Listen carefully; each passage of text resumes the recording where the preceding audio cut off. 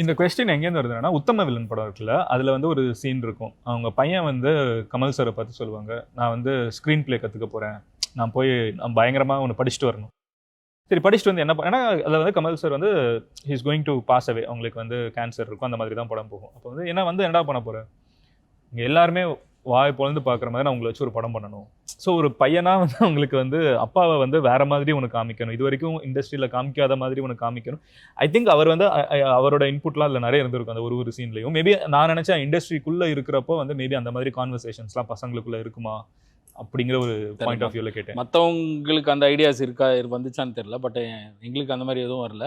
But ஒரு கட்டத்துக்கு அப்புறம் மேபி எங்களுக்கு ஒரு ரெக்கக்னிஷன் கிடைச்சதுக்கு அப்புறமா இப்போ அவன் நினச்சிருக்கலாம், அப்பா வந்து எனக்கு பாட்டு எழுதணும், அந்த மாதிரி தாட்ஸ். இப்போ எனக்கு எங்கள் அப்பா பாட்டு எழுதியிருக்கிறாரு, நான் மியூசிக் பண்ண படத்துக்கு. என் கூட எப்படியாவது அப்பா கூட பாடணும்னு எனக்கு ஒரு ஆசை இருந்துச்சு, அது நடந்துச்சு. ஸோ அந்த மாதிரி ஆசைகள்லாம் இருந்துச்சு, அதெல்லாம் இருந்துச்சு, அந்த மாதிரிலாம் இருந்துச்சு. அந்த அந்த இப்போ அங்கிள் வந்து அமரம்மா வந்து முக்கால்வாசி எல்லா படத்துலையும் பாட்டு எழுதிருக்கேன். அது அவனுக்கு ஒரு ஆசையாக இருந்திருக்கும்ல, கோட் வரைக்கும் எல்லா படத்துலையும் எழுதி. எப்படி பிரேம்ஜி வந்து எல்லா படத்துலையும் நடிக்கிறாரோ அந்த மாதிரி அமரம் அங்கிளும் எல்லா படத்துலையும் ஒரு பாட்டு எழுதிடுவாங்க.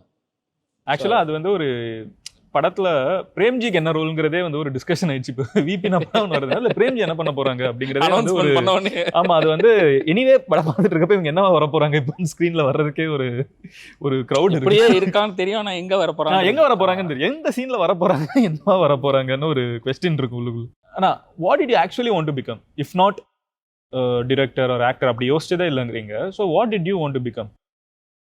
இல்லை, ஐ திங்க் ஆஃப்டர் இந்த பூஞ்சோலைன்னு ஒரு படம் அப்பா பண்ணதுக்கு அது வரைக்கும் பெரிய ஐடியாஸ் எதுவும் கிடையாது. ப்ராப்ளி நான் கொஞ்சம் பேங்கராக இருப்பேன்னு நினைக்கிறேன், தெரியல எனக்கு. பேங்கர் வித்தியாசமா இருந்திருக்கும்.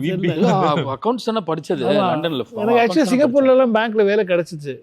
ஓசிபிசியா பேங்க், ஓசிபிசி பேங்க்ல வந்து எனக்கு ஒர்க் கிடைச்சது. அப்புறம் வந்து ஒரு ஃபார்மசூட்டிக்கல் கம்பெனியில் வந்து they wanted me to take over the financial sector. அது வந்து யூகே பேஸ்டு. நீங்கள் நல்லா படிக்கிற பிள்ளைனா? சுமாராக ஓரளவுக்கு டீசெண்டாக. சுமாராங்க ஆனஸ்டில் தான், ஆனஸ்ட் ஃபஸ்ட் கிளாஸ் ஆனஸ்ட் அந்த மாதிரி தான். ஓரளவுக்கு படித்து ஓரளவுக்கு படிப்பு இருக்குது.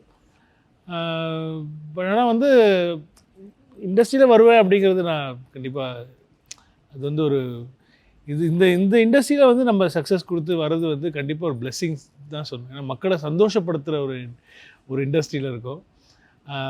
அவங்க கவலையெல்லாம் மறந்து சந்தோஷமாக இருக்கக்கூடிய அது வந்து கண்டிப்பாக அது நம்ம பண்ணக்கூடிய ஆப்பர்ச்சுனிட்டி நமக்கு கிடைக்குதுன்னா அது வந்து கண்டிப்பாக பிளெஸ்ஸிங்ஸ் தான் சொல்லணும். அது அமைஞ்சிருச்சு கடவுள் புண்ணியத்தில்.